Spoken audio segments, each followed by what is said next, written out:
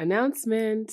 Hi, this is Francesca popping in to let you know that I have launched a Patreon, the True Love Society, the community that I founded in 2020. It has a brand new home and it is on patreon.com. If you go to patreon.com/Dear Franny, you will be able to join the True Love Society community for free, which means that you can attend our live monthly open houses, Q&As. You can ask me your questions. I'm so excited to answer them. And there are multiple levels of membership. So if you want to upgrade from the free tier, there's lots of benefits. And the top level membership is the mastermind level. And that is the place where I invite you to join me if you are really serious about having accountability, building relationships within the True Love Society community, and also just having a more structured way of reaching your goals in your love life and also in your life generally, because our love lives are not so separate from the rest of parts of our lives. So if you are interested in really manifesting true love inside and out and really truly loving your life, then I invite you to join the True Love Society community on patreon.com. So patreon.com/Dear Franny, links in the show notes, and I hope to see you there. All right, now to the episode. Hello and welcome to Dear Franny. I'm your host, Francesca Hogi.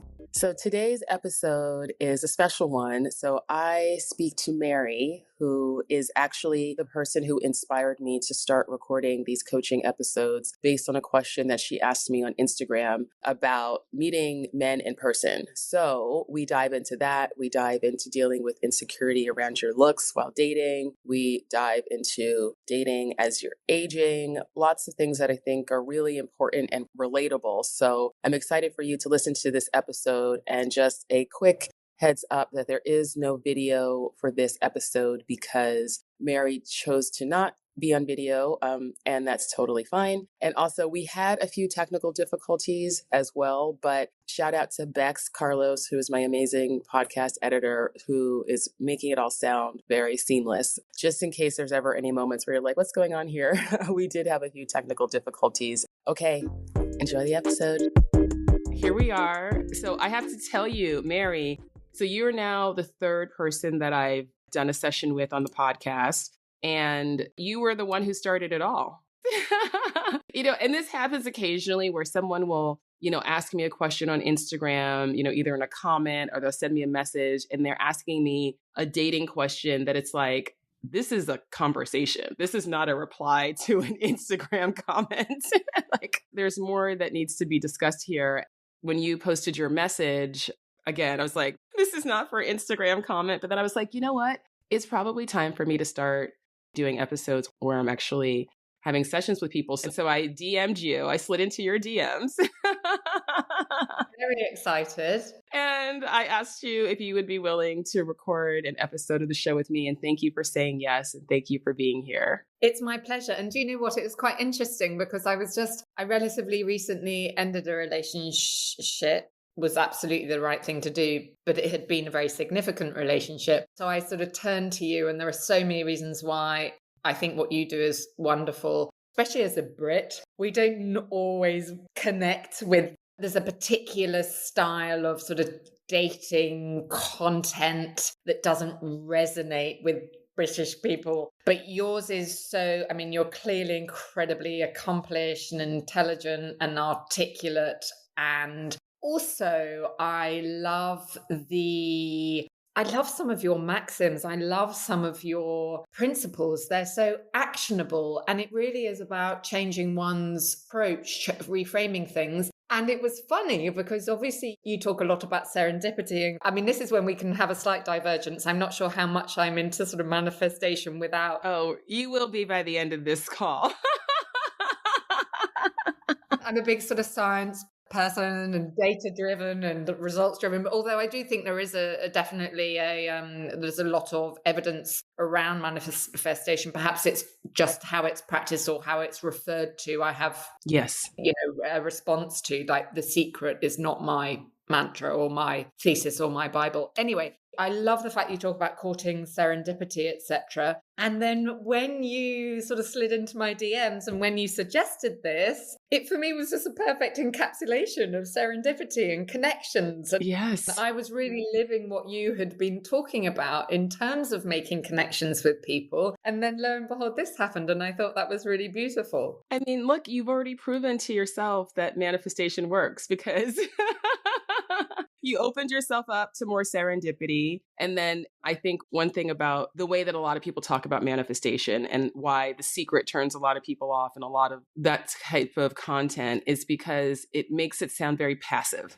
It's like, if I just sit and I do nothing differently and I just, want it badly enough and I just say affirmations, then it's just going to show up. And that is not how life works, right? But I think that when it comes to, I could have a whole conversation about manifestation, but I want to get to you. But I will just say this quickly because I think this is an important point. Manifestation is actually my favorite subject, but it's just us understanding what we can see and touch and the actions that we can take. That's only one part of the picture. It's just one part of the picture. And so, everything in the world that we have that, didn't just evolve in nature, some has been manifested. Like someone had to think of before it became a reality. Somebody had to think of, electricity and how to harness that. Somebody had to think of headphones and clothing and lipstick, and so it's like our whole world has been manifested in that we had to have a vision for something that didn't exist yet. And it doesn't mean that we just sat back and said, wouldn't it be nice if we all lived in high-rise buildings and work no, like that, but it was all a process. So I just think that manifestation, even though it's talked about a lot in a very woo-woo mystical way, I actually consider it to be very practical. And when it comes to romance in particular, love is spiritual. And so you kind of have a choice in how you are approaching relationships, which is either to say everything is about what I can see, touch, predict, and control, which, if that's how it worked, or you understand, okay, actually there is this larger force, there's this larger energy at play. And so I do my part, but then I also have to understand that I need to allow for the serendipity of crossing paths with that person. I need to have a vision of myself as someone who is actually able to have the relationship that I want to have. And the more that you're able to hold that vision and surrender to that, to something greater, then the easier your journey is, because we can't just control everything and think it's going to work out when it comes to dating. So speaking of dating, I don't know how that sits with you, Mary.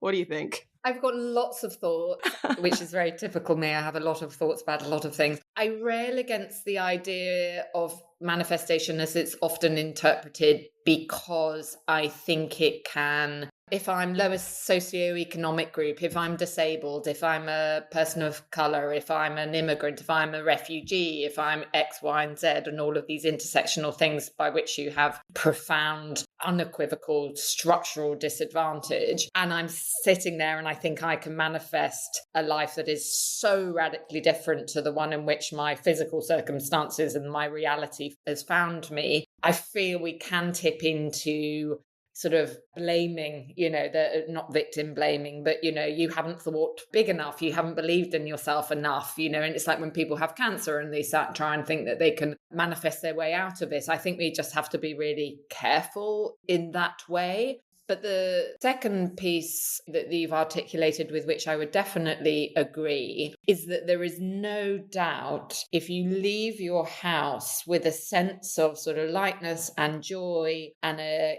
inquisitiveness and a curiosity about who you might meet and what might happen, and you can really feel and envisage yourself in a relationship and finding love, it dramatically increases your chances of doing so. And not because of a sort of woo-woo reason, but because you are going to interact with people. You're going to smile at people. You're going to, as you've talked about in the past, hold people's gaze. You're going to talk to somebody. And because you're believing that you're capable of connection and you're capable of creating this thing that you want. I also think that's just about really finding the joy in yourself and in life. But that's why I come back to, if you are in a war zone, if you're structurally discriminated against or have clear disadvantages, or you don't feel psychologically or physically safe, it's very difficult to walk out of your house thinking, I'm going to connect with people and try and manifest the love that I want. And I'm not, I'm very, very privileged by comparison. So I'm not saying that that's my situation, but that's why I have a bit of a friction and a challenge around manifestation. Do you see what I mean? No, I totally do. Are you familiar with Maslow's hierarchy of needs? Yeah. Right? So it is 100% easier to manifest the icing in life when you have a foundation of safety and security, 100%. But actually, I also think that if not for the fact that we had the ability to hold a vision for something greater than our actual experience, then it would be very easy for, if you were in a disadvantaged position, to stay there forever when maybe you actually could have manifested more in your life. But it's not a blame thing. But I think also those of us who do have the privilege of having safety and security, and so we get to dream about bigger things and we get to really dream about this icing, right, on the cake of our lives, I think we actually have a responsibility to model that. And we have a responsibility to help those who maybe they don't have that vision for themselves, but we can show it to them. So I think we're all connected. I mean, like I said, I could talk about this, but I want to talk about it.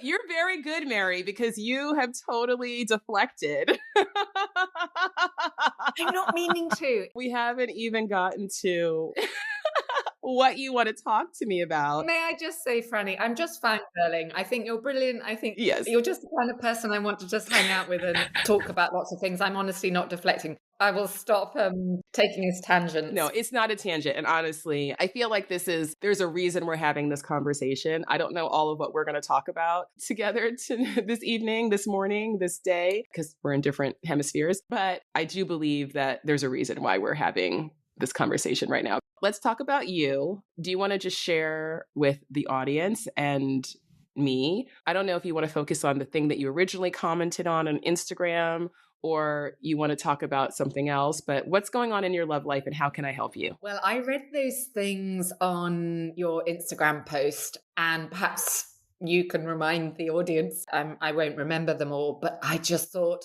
I ticked so many yes, as to why you're not meeting people. Do you have a pipeline problem? There was so much that you articulated that was just, I felt very seen. And I thought, that's wonderful to feel seen. You've absolutely articulated the problem, but what do I do about it? Many of the listeners know and have heard me talk about what I call the meet cute mindset. And this is really a state of mind that I encourage people to embrace, which is that every time you leave your house, you have the potential to meet someone special. So I had done an Instagram post that you saw, Mary, that was basically kind of a little bit reverse engineering, like, well, why are you not meeting people? Because if that is your intention and you are moving through the world with this intention, then why isn't it happening? Just as a way of kind of self-diagnosing. So do you recall what resonated with you about that post? Oh, look, so much of it, Franny, resonates just as much as it did when I first read it. So you have a pipeline problem. You don't encounter enough potential matches. Yes. Ding, ding, ding, ding, ding. Absolutely. You have a blinders problem. You can't tell when people are interested. Assume no one is. Definitely the latter. Unequivocally the latter. Okay. I never assume anybody vaguely be interested in me, especially without wanting to take us off on a tangent again. You know, we live in a patriarchy where women are told beyond the age of sort of 25, you are irrelevant and unattractive. And whilst consciously I don't buy into that, I'm sure I've got a lot of that internalized messaging. And I was the girl who no one ever really wanted to, when I was much younger, no one ever really wanted to go out with, etc. So I constantly assumed no one would be interested unless they're sort of 300 years old and I wouldn't be interested in them. That one, I was just like, this woman is in my head. How has she found her way in there? You say you have an energy problem, you only attract what you don't want, which includes no one at all. Initially, I read half of that and said no, but then I read the second bit, which includes no one at all. And I thought, again, totally agreed with that. You have a skill problem. You've no idea what to say. I think that's less attributable to me because I spend my whole life meeting new people and, people perceive me as gregarious and outgoing, etc. But that's very much in a work context. And if I come back to the original one, that I don't really meet anybody in whom I'd be interested in, and I always assume no one will be interested in me, I don't even get to the point of sort of trying to chat people up with that kind of agenda. Although I do occasionally. You have a preference problem. Your list eliminates most, if not virtually all of the population. Sorry, that just makes me laugh. No, I don't think that's the case for me. Okay. I'm not one of these people with a sort of 4,000 point criteria, a list of criteria. You have a confidence problem. I don't think I wouldn't be able to handle the situation, but even that is interesting, despite the fact, and none of my sort of friends and people who work with me conceive of this. I spend my whole life walking into rooms, pitching, meeting new people in incredibly intimidating situations, and it doesn't faze me at all. I always know I can handle it. But when it comes to dating, and there is a big difference in the culture between Britain and America in this regard, we're not seasoned daters. That's not how we used to do it at all. Whereas I know it's almost a market in itself in America. It is a market. Yeah, in the sort of commercial sense of the word. Yeah. I find the whole notion of walking towards or sitting down with somebody you don't know just excruciating. So maybe I do have a confidence problem there.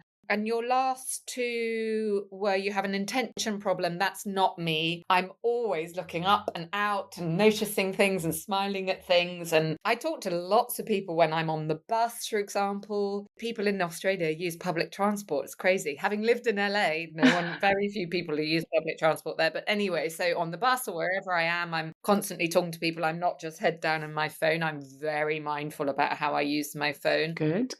And then the final one you talked about was the mindset problem. You don't embrace the possibility of serendipity. I think this is really fascinating as well. And earlier we were talking a bit about serendipity. I certainly believe my whole career is based on the beautiful idea of connection and serendipity and magic and joy. But I have had quite a long-running self-narrative, although I've done a lot of work on it. I'll be alone forever, I'll never meet anybody. So I haven't applied that same joy and self-belief to dating, although that has really been shifting over the last couple of years. Yes. Okay. Thank you, Mary. Thank you for pulling that up. Okay, so the two things that are really standing out for me, two things that could really shift a lot of this for you. Number one is embracing flirting, which we're going to talk about in a moment. And then number two is really thinking about, this idea of love confidence, which is different than self-confidence, right? Because you're clearly a very self-confident person. Like you said, you walk into rooms, intimidating rooms, you have no problem. You can pitch, you can make things happen in other parts of your life. But when it comes to romance, there's a whole story and a whole narrative, whether it's, by the way, I can relate to really feeling for a long time like no one was interested in me and very passed over and overlooked. And like when I would go out in my 20s, guys would come to talk to me to like ask me about my friend, So I had a whole narrative for many years, starting when I was a kid, actually, that boys didn't like me. So I understand the power of that narrative. But, when you are thinking about like, this kind of inability to pick up on people's interest in you and all of that, have you, Mary, had the experience of being somewhere, meeting someone, and then afterwards a friend of yours says, Mary, that guy was so into you. And you're like, was he? Has that happened to you? Look, my friends and, my mum. So I take everything she thinks with a huge grain of salt, given, she's my mother and she loves me deeply and profoundly. They often say, he was looking at you. Didn't you see him checking you out? Or people look at you when you walk into a room. I never think that. Or if I do think they're looking at me, I normally think if I got something stuck to my face, is my skirt caught in my knickers or something? So yes is the answer. It's not that guy is really interested in you because again, I don't meet lots of people. I'm at an age, I think, well, when most people, and I work in a very traditional industry, and I'm atypical within the industry, where most people are married or in long-term committed relationships. I'm not 20 anymore. So few of us are. yeah, I just turned 50, so I get it. You look absolutely bloody amazing, if I may say. Well, Wow. thank you. I'm shocked about that. That would be my answer. Yes, to a certain degree, no to, I mean, yeah, again, if anybody's looking at me, I either do not notice, or I think, as I say, I've got something stuck to me. Yeah. Or even they're just horrified at something. I don't know. Okay. So I can tell you right now, you are a very attractive woman. Like, I would say that in terms of our societal standards of beauty, you are definitely in the above average beautiful category, which this still happens, right? Very beautiful women. And I think sometimes, we hear about actresses and models and women who are considered to be the most beautiful people in the world, but they don't see themselves this way, right? And so I am getting that vibe from you. And I think the main thing is, are you ready to challenge this narrative? Because put aside for a moment the fact that you're not great at picking up cues. Are you ready to challenge a narrative that if anybody's looking at you, it's because you've got your skirt tucked into your knickers or you look crazy? Are you willing to consider the fact that maybe even if you don't see yourself as beautiful as you are you able to recognize that other people see you as attractive and somebody that they're drawn to? And before you answer that question, I will also say, because like you mentioned in your work, and you're somebody who's all about connection, so you are clearly able to draw people to you all of the time.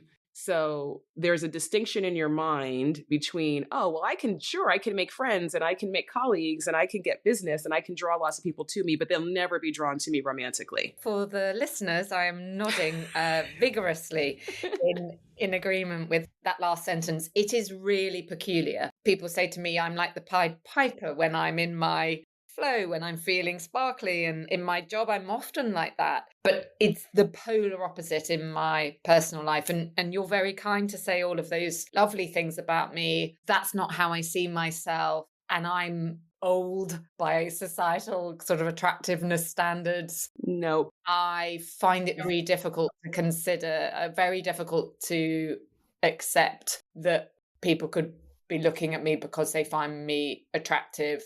Oh, I find that very, very challenging. It's so deeply ingrained within me that I'm not, to the degree sometimes when I look in the mirror, it's like looking in, a circus mirror, the sort of distortion, or like a Picasso painting with one eye up here and, the rest of my mouth down there. I don't make any of these judgments about other people. And I reflect on that all of the time. It's almost incidental what the physicality is for other people. I just see the joy and the beauty and the goodness inside. So I don't want to appear as if I'm so dominated by, superficiality, but I'm very self-critical when it comes, to me. Yeah. So the question I asked you, forget about yet, because this is not about trying to do a 180 turnaround in this short conversation. And now you release every insecurity. And now you're like, as it turns out, I am quite gorgeous. How did I not realize this before? I mean, I do feel like that day is going to come, but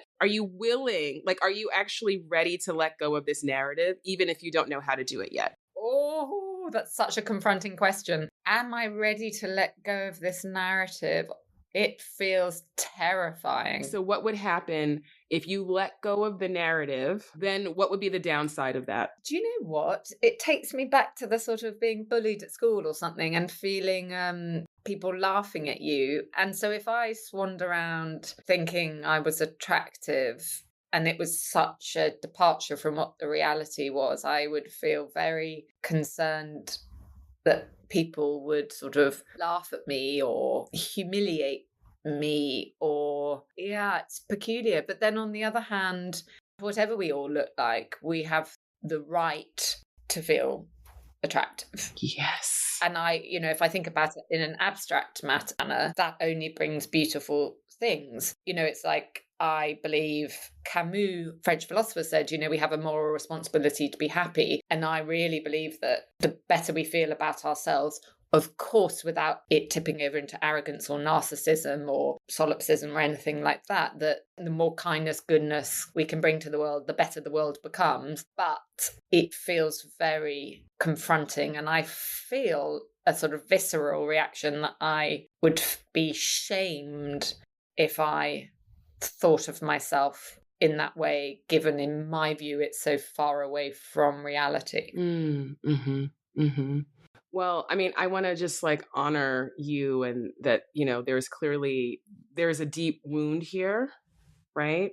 And thank you for your vulnerability and expressing this. And, it's not easy, right? That was a confronting question. And I think, look, a simple way to look at this, because one thing that really honestly changed my life was one day when I realized that what you just said, everyone has the right to feel good about themselves, right?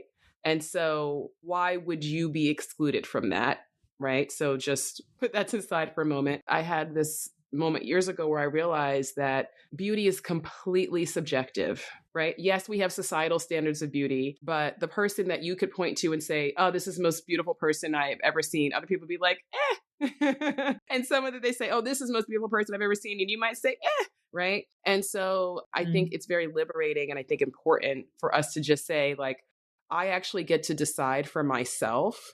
And since I have the power to choose what is beautiful, then that also means I have the power to see myself as beautiful. Like I actually have the power to do that.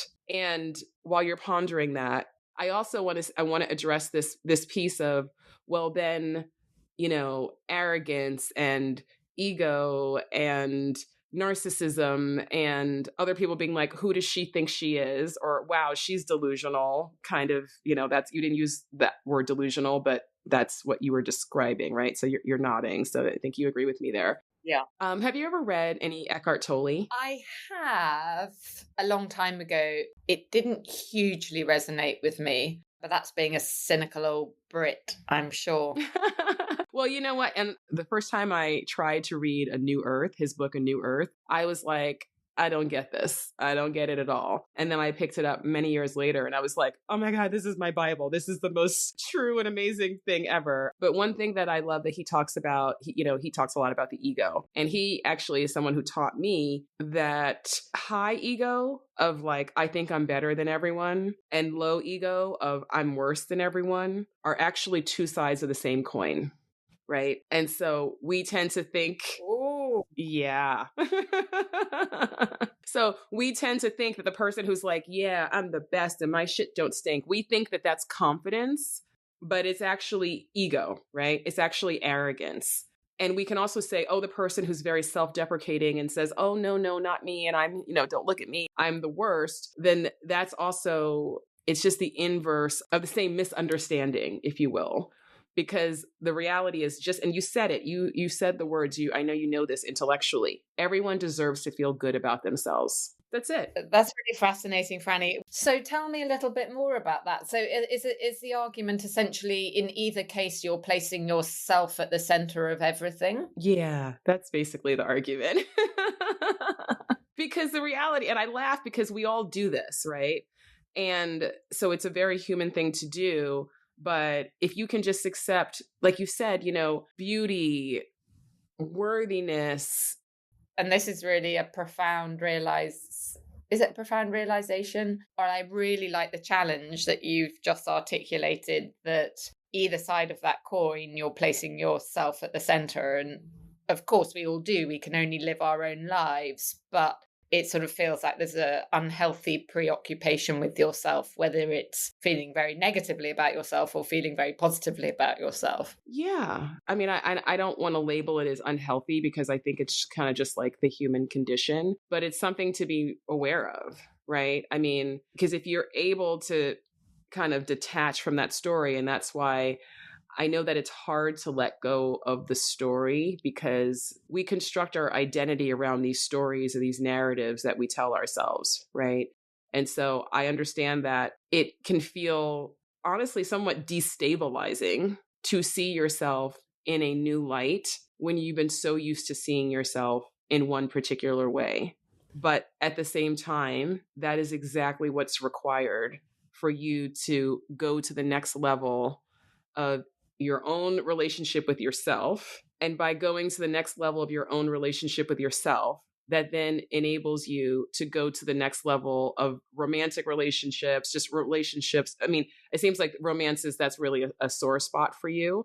But in order for you to get the love you want, look, I think that the fact that we have this calling for romantic love and for partnership and intimacy is so great because it's motivating enough, right? For us to like, maybe I was speaking for myself here. For me, like, I think, when people used to talk about self-love and like, I used to be like, ugh, I don't care. Like, I was so not interested in that conversation until I really started to understand, like, wait a second, maybe I actually can't have the love that I want with someone else unless I change this relationship with myself. And it's like, damn it, I really do have to understand that how I feel about myself is actually dictating everything that's happening or not happening, right, in my love life. So let me ask you this question. Are you willing to consider the possibility that the stories that you had been telling yourself about being attractive, about what it means to see yourself as attractive, are you willing to consider the possibility that they are not true?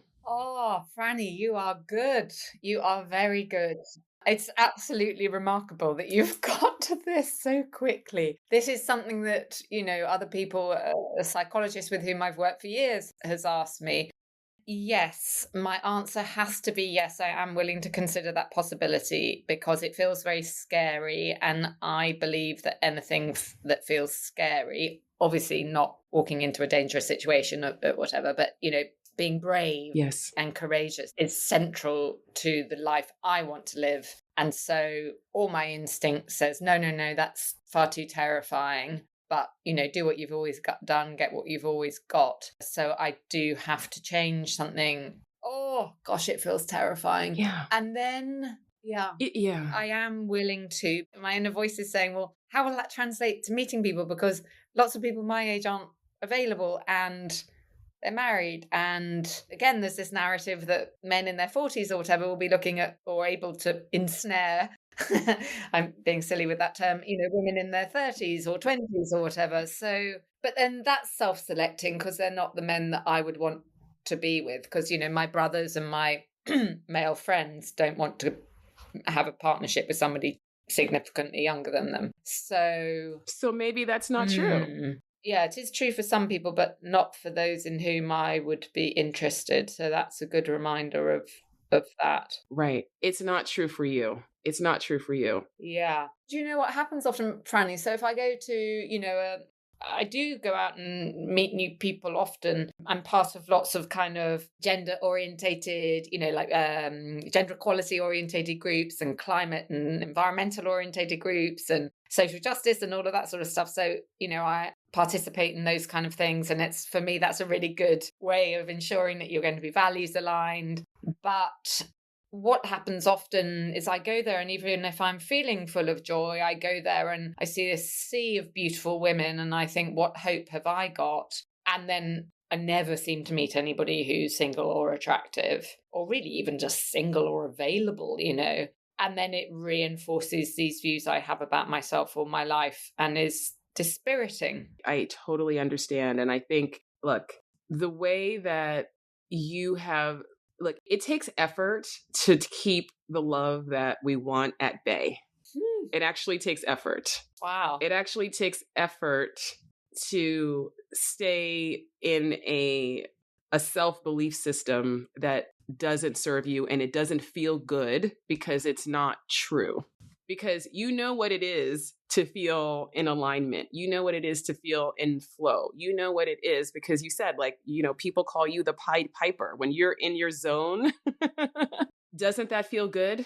When you're flowing, you're allowing people in and there's not a whole narrative that's going on that's disrupting that flow. It does. And as you're saying that, I'm reflecting, I often feel most in my flow. I do a lot of mentoring and working with other women to try and help them find their own potential from a work perspective, or when I'm pitching or talking in my business about sustainability and environmental issues, etc. I feel very much in my flow.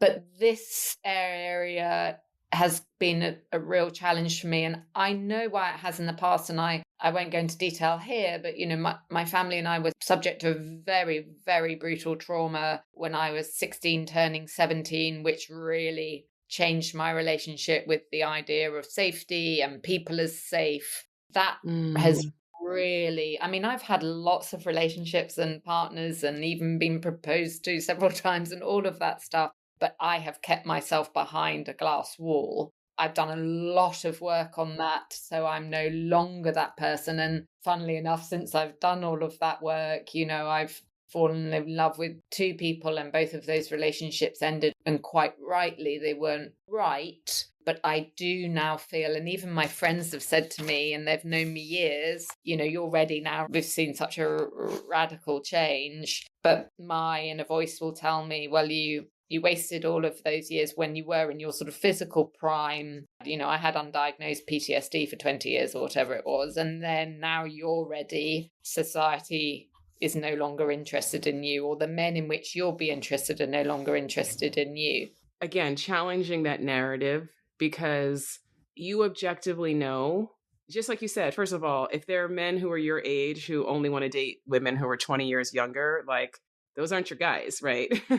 And you also, I'm sure, objectively know that there are women who are your age and older who have great relationships and meet people. And I know that you recently got out of a relationship. So even in your own life, you can look to see the evidence. And this is how our minds work. We are so good at putting blinders on to anything that does not fit with our narrative and our self-belief. And I'm sure you see this because you mentor people, right? And I'm sure that if somebody you were mentoring had a similar set of beliefs about themselves and they were to say this to you, you'd be like, honey, what would you say? What would you say if one of your mentees said what you're saying to me right now? Oh, I'd have so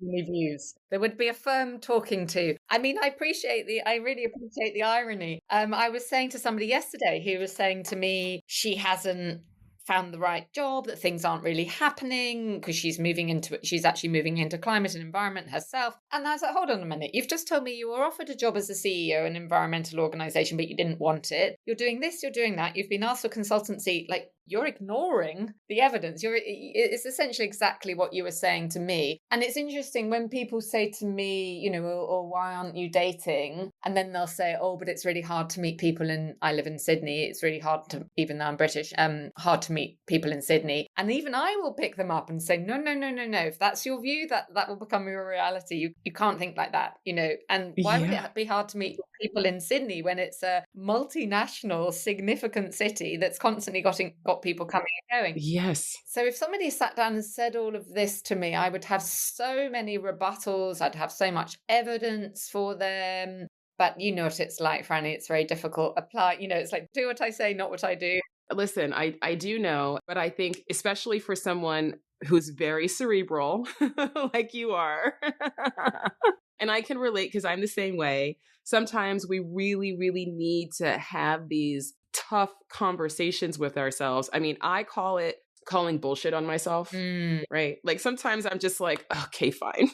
I have to admit that this narrative that I have created perhaps isn't true, right? And actually, I would even love for you to do an exercise where, I don't know if you've heard me talk about this love belief exercise that I have my clients do, which is to write down at least 20 things that you believe to be true about yourself as it pertains to love, right? Like how it happens, who wants you, who doesn't, you can get to 20 because I've already heard at least 20 of them in our conversation. I'm so glad you can laugh about this with me. I'm laughing with you, not at you. Okay. I don't feel offended in the slightest. I think it's wonderful. And I love how, and I know it comes from a place of total support. It's wonderful. Okay, great. You can laugh at me as much as you want. I'm ridiculous in lots of ways. And certainly, we're all ridiculous. Okay. It's just being human.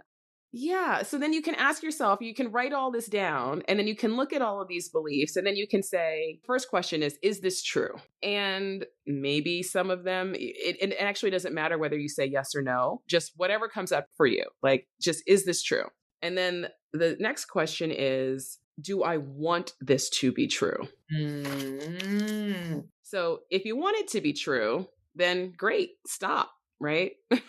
But I think, if there's anything that's coming up, because there is, for very understandable reasons, there is a protectiveness there. Like you said, you feel like you put yourself behind this glass wall, and that is something that you did to survive and to feel safe. And I want you to like applaud and celebrate the part of yourself that was able to figure out a strategy to keep yourself safe and move forward in your life. So that you did that is actually awesome. And that's something to actually really validate and applaud yourself for. Doesn't serve me now. Yeah, exactly. So now you're just looking at it and you're like, oh, okay, I understand why, I understand where, but now I'm actually ready for something else. So I may have had this belief, I've held to this belief, and it's kept me safe in many ways, but I'm at the limit of it, or I'm past the limit of its usefulness, right? After the question of, is this true? Yes or no? Then the next question is, like I said, if it is true and you want it to be true, then move on. But if you don't want it to be true, regardless of whether you think it is or not, if you don't want it to be true, then the next question is, am I willing to consider the possibility that it's not true, right? Or that it won't always be true, or that it won't always be true for me. And I know that possibility and just saying, oh, I consider possibility might seem like, well, what's that going to do? No, through the crack of possibility, your whole life can transform. Oh, I love that phrase. Oh, that's good.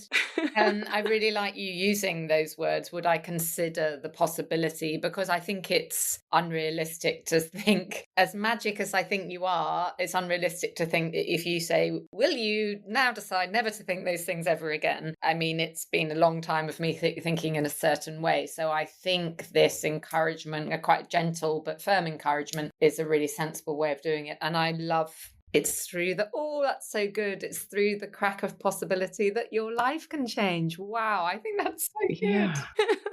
Well, I'm glad that it resonates with you because it's so true. It's so true. And then, the next step I would say is for anything that you're able to answer, yes, I'm willing to consider the possibility. Then now it comes to setting an intention. Setting an intention to start to see the evidence of a new truth. Gosh, you're good. I keep saying that, but this is why I love you and I love what you do, because it's very sort of grounded. It's very actionable. I think that's pretty, certainly for somebody with my type of brain, I need evidence. I need, I can't just be told to believe something and I will. I need to feel it or know it or have it, evidenced. I think that's really interesting. I'm so, so glad. I'm so glad. And then, I could talk to you for a really long time. But, in the interest of time, but I do want to just really encourage you to think about how you can start to have a more loving relationship with yourself. So when you have that critical voice, when you have that negative self-talk, can you begin to observe it with some objectivity and curiosity? Because I know that that's what I do when I have because we all, our thoughts are so repetitive. It's ridiculous how we think the same things over and over again. And when you're able to bring your attention and be like, oh, wow, I'm really thinking that again. Oh, there I am again, telling myself that same old story, and just I call this self-compassionate curiosity.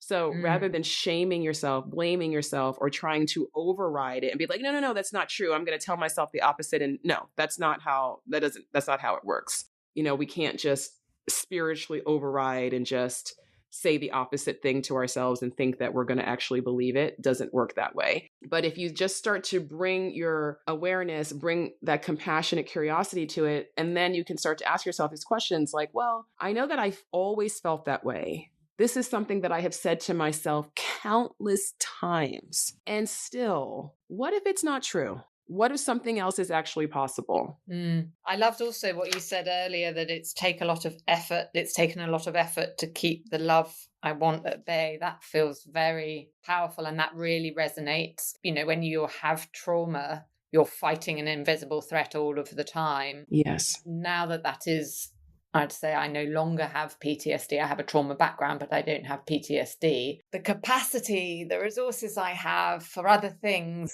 Yes. So wonderful. Yes. I haven't really sort of fully articulated my thought on that, but I'm no longer fighting to keep things at bay. I'm far, far more open, but for the reasons we've discussed today, there's still quite a lot of effort. Actually, as soon as I say that, there's quite a lot of effort going into my self-narrative of being too old and unattractive now and having missed the boat. Yes. That's exhausting. That's so repetitive, and that is exhausting. And why? I said this to somebody yesterday, all of this futility around, am I good enough? Am I not this? Am I this? Am I not that? Is somebody thinking I'm that X or Y is vital resource that we could be pouring into creating the world that we want for ourselves and others. It is so futile. But as I say, do what I say, not what I do. Yeah. Well, that's why self-compassion is, step one in when I talk about self-love and my self-love formula. And I'm always beating this drum of self-compassion because you did not choose, you weren't like, you know what I'm going to do? I am going to divert all of my creative energy,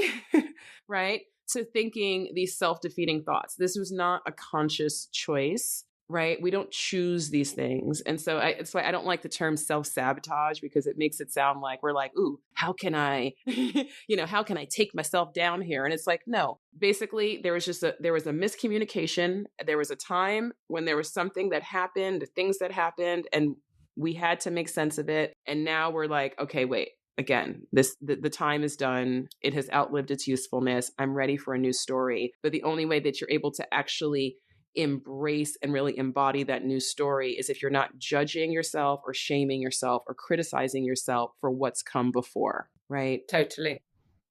And again, we've already said a few times, it's not like these thoughts and these beliefs are just going to change on a dime. And so you almost have to expect that narrative to keep showing up for a bit. Right? It's like a flywheel on a bike. Like it has all that momentum and it's just spinning and spinning. And, when you're on like a spin bike and the wheel is going, you can't just you can't instantly stop it, right? You have to let it slow down. So I think if you can just think of this, just having this gentle understanding with yourself that like all of these defense mechanisms, all of these old stories, they're all slowing down. They're all losing their momentum. That's why you can have an objective conversation about it like you can with me right now. If this was so ingrained in you, you would not be able to even see another possibility. You would not be talking to me. It would be like somebody trying to tell you that gravity didn't exist. You would not entertain the conversation. So there is something in you that knows the truth, that knows that more is possible for you, that knows that you actually have the power to set yourself free. Gosh, yeah. There's something in me that knows the truth. Oh, that resonates too. Goodness gracious. Really, really resonates. Yeah. And so that's the part, that truth that's within you, that's the part that needs your extra love, attention, intention, right now, because that's the part of you, that's the real you. And so you're allowing yourself to be more of yourself when you let go of all of these stories and narratives that do not serve you. Franny, I could talk to you for hours and days. If you ever come to Sydney, you must let me know. I will. And I can't thank you enough. All right, there you have it, my conversation with Mary.